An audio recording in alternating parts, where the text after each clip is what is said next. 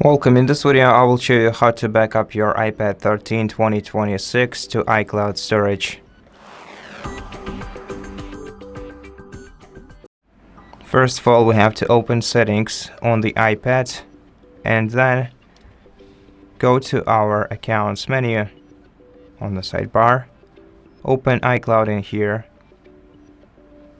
Then go to iCloud Backup and tap Backup Now to begin the backup and back up your internal storage in your iCloud. If you see that you don't have enough storage in your iCloud, you can go back to iCloud settings and upgrade your iCloud to iCloud Plus. Buy yourself a subscription for example, 50 gigabytes of iCloud storage that will cost you around $1 a month. Or, of course, we have some bigger options in here.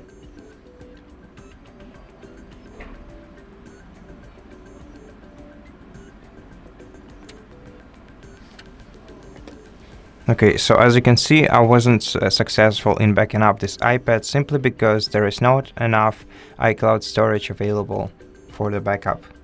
But that's basically how you do it. Thank you for watching this video. If it helped you, please consider subscribing to our channel, leave us a like in the comment below, and I'll see you in the next one.